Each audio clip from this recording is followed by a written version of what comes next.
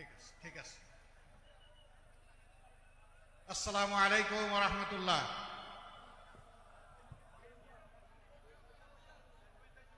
প্রিয় মহেশখালীবাসী, আপনারা কেমন আছেন?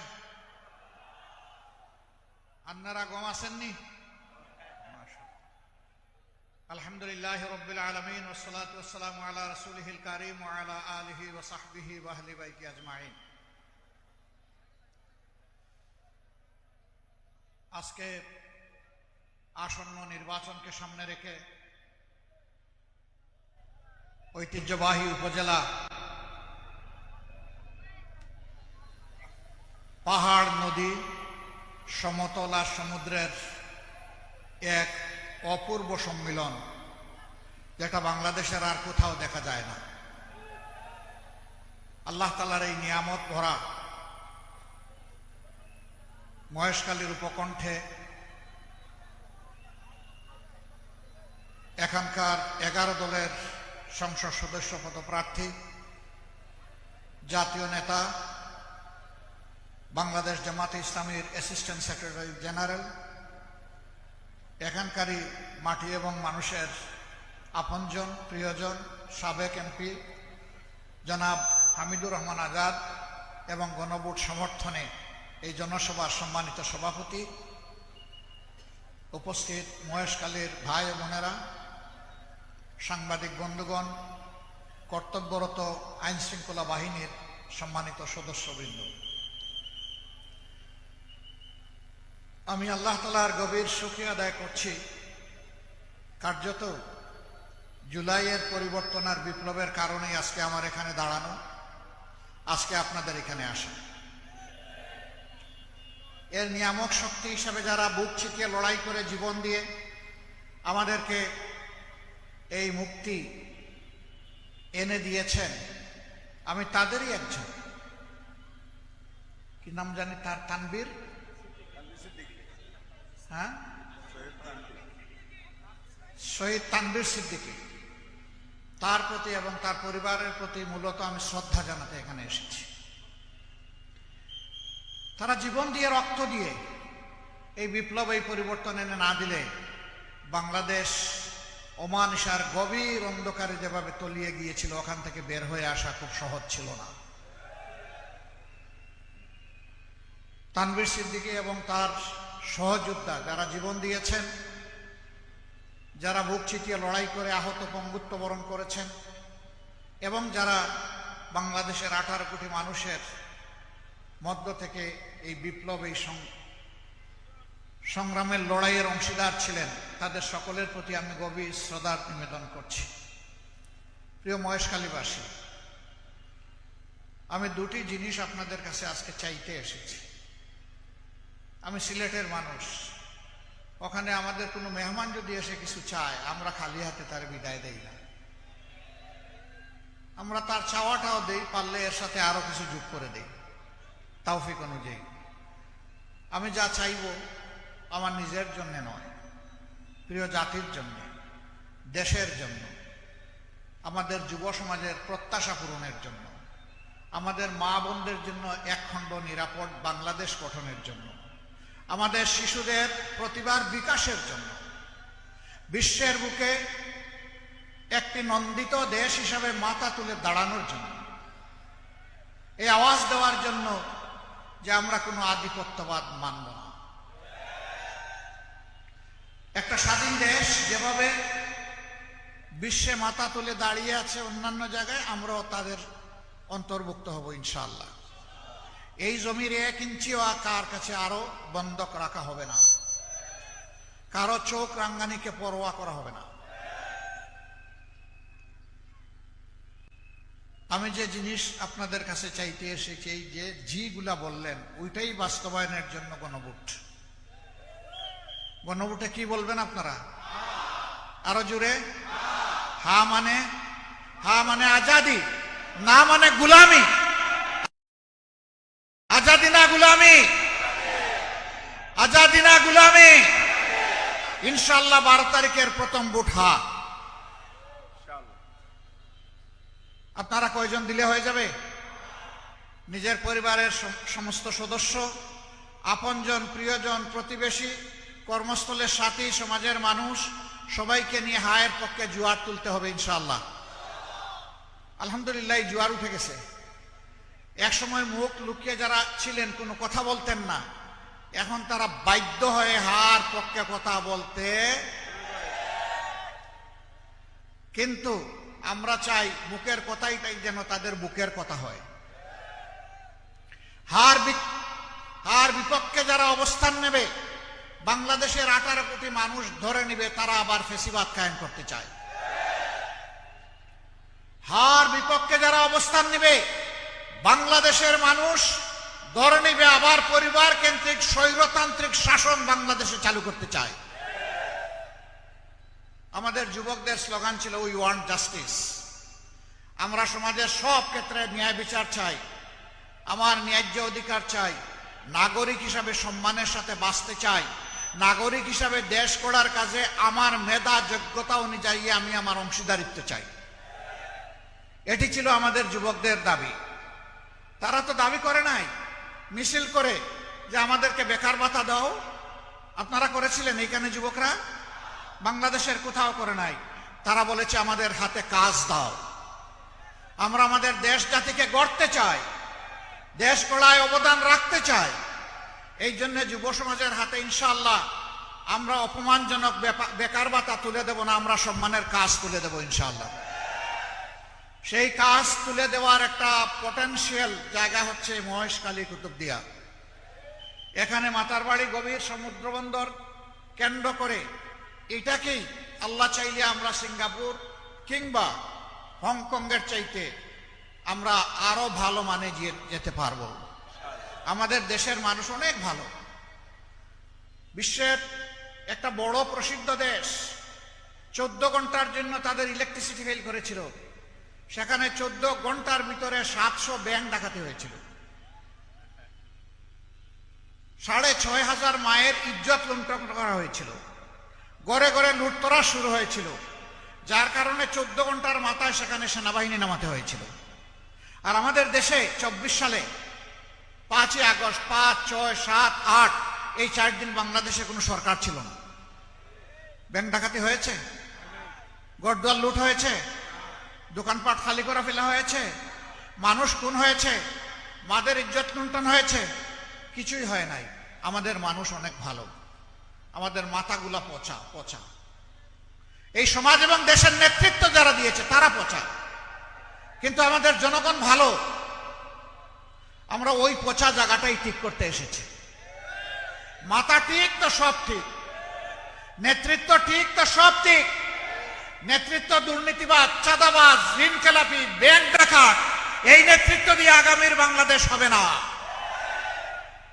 যুবকদের প্রত্যাশার বাংলাদেশ গড়া যাবে না। যাদের চরিত্র বল আছে, যাদের মধ্যে সততা আছে, দেশপ্রেম আছে, যারা মানুষের সাথে লেগে থাকে সুখে দুঃখে, যারা বসন্তের কোকিল নয়, বাংলাদেশ গড়া হবে তাদেরকে দিয়ে ইনশাআল্লাহ। যুবক বন্ধুরা, তোমরা তৈরি হয়ে যাও, এই বাংলাদেশ আমরা তোমাদের হাতে তুলে দেব ইনশাআল্লাহ। যুবকরা সেদিন থাকবে বাংলাদেশ নামক উড়োজাহাজের ককপিটের ক্যাপ্টেন হিসাবে, আমরা থাকবো তাদের পিছনে প্যাসেঞ্জার সিটে ইনশাআল্লাহ। এই বাংলাদেশটাই আমরা চাচ্ছি। এই বাংলাদেশ আর হামাগুড়ি দিয়ে খুঁড়িয়ে খুঁড়িয়ে সামনের দিকে যাবে, ওটা আমরা চাই না। বাংলাদেশকে এখন জাম্প করতে হবে ইনশাআল্লাহ। আমরা বিশ্বাস করি কি সম্ভব। বাংলাদেশের যে পরিমাণ টাকা লুণ্ঠন করে বিদেশে পাচার করা হয়েছে, বাংলাদেশ ব্যাংকের হিসাবে এটা হচ্ছে 28 লক্ষ কোটি টাকা, বাংলাদেশের বার্ষিক বাজেটের 4 গুণ।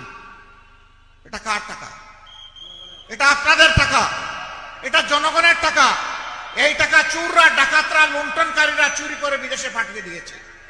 আমরা আপনাদেরকে কথা দিচ্ছি ইনশাআল্লাহ ওদের পেটের ভিতরে হাত ঢুকায় বের করে আনবো ইনশাআল্লাহ, এবং সেই টাকা রাষ্ট্রীয় কোষাগারে জমা হবে।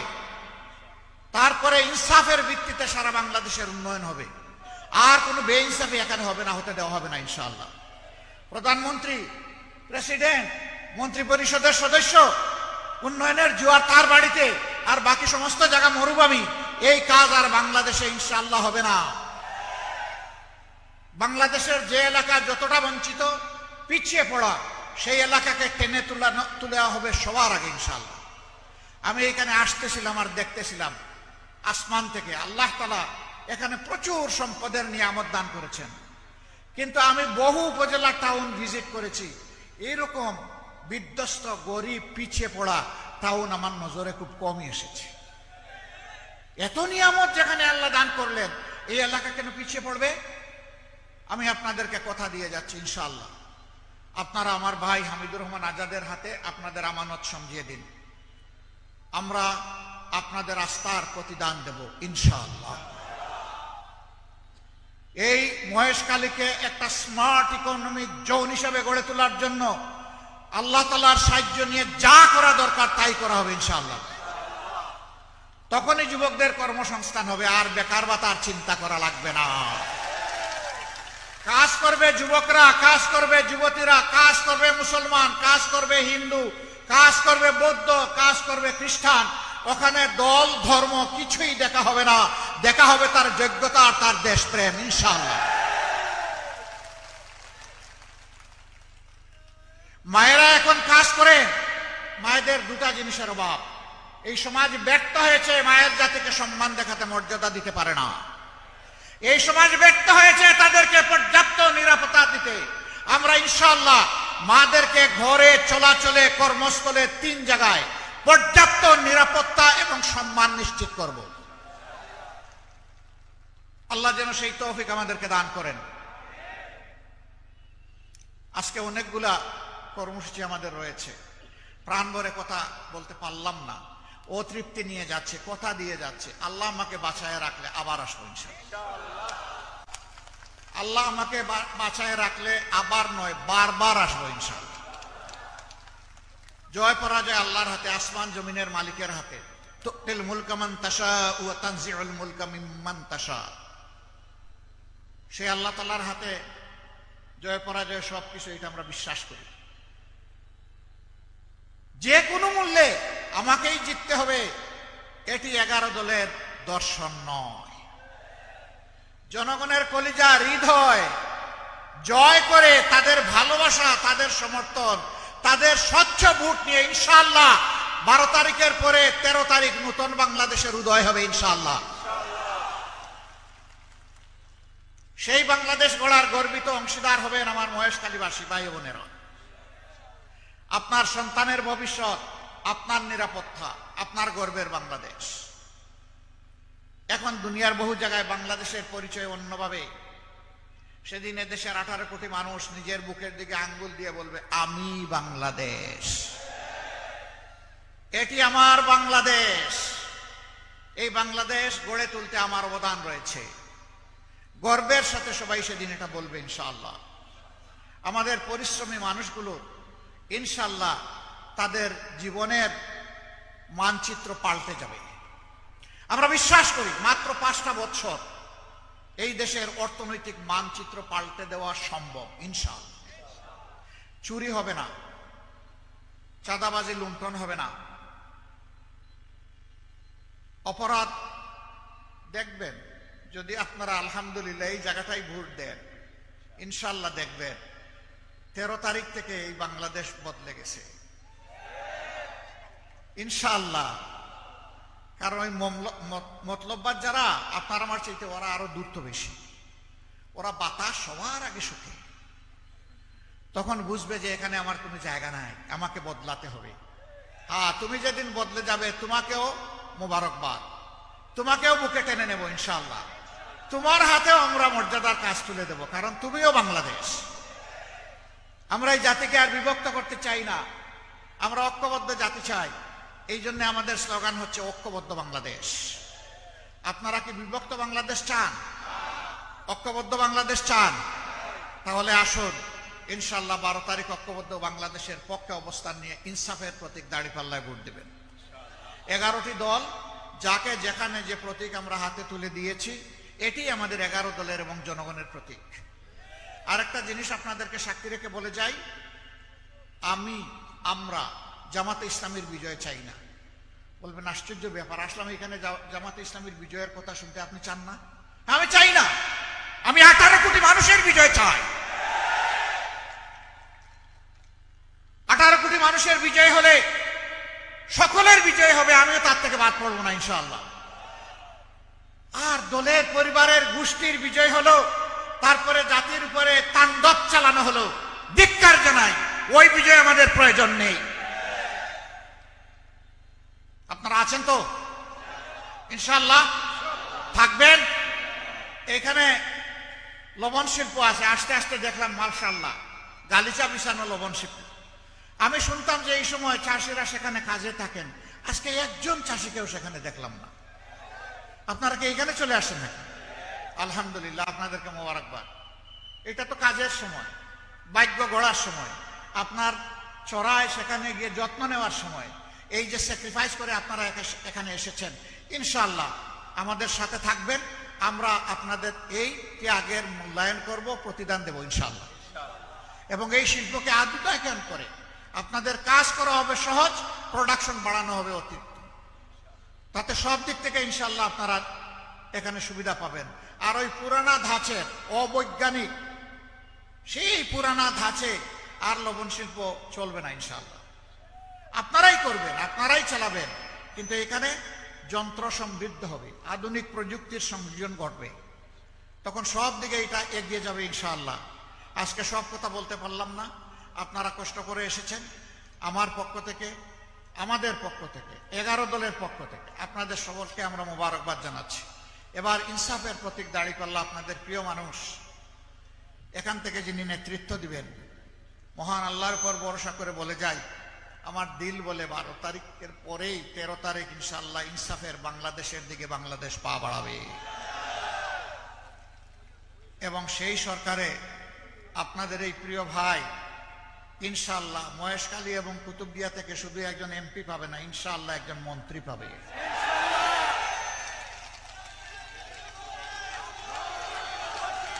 এখন আপনারা 12 তারিখ এমপি বাছাই করবেন না মন্ত্রী বাছাই করবেন, সিদ্ধান্ত আপনাদের।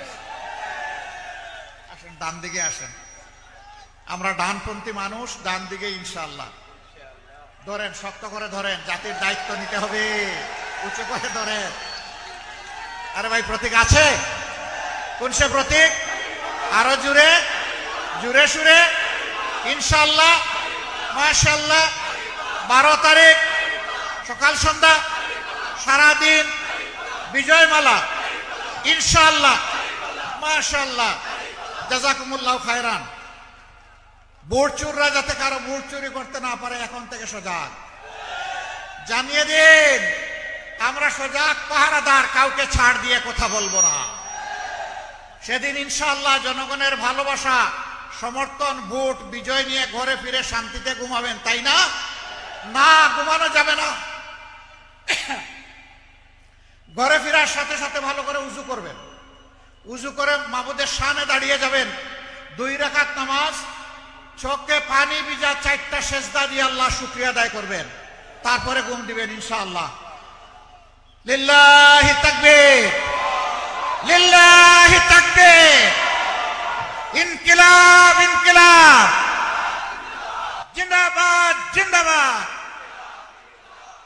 ইনকিলাব জিন্দাবাদ। আসসালামু আলাইকুম ওয়া রাহমাতুল্লাহ।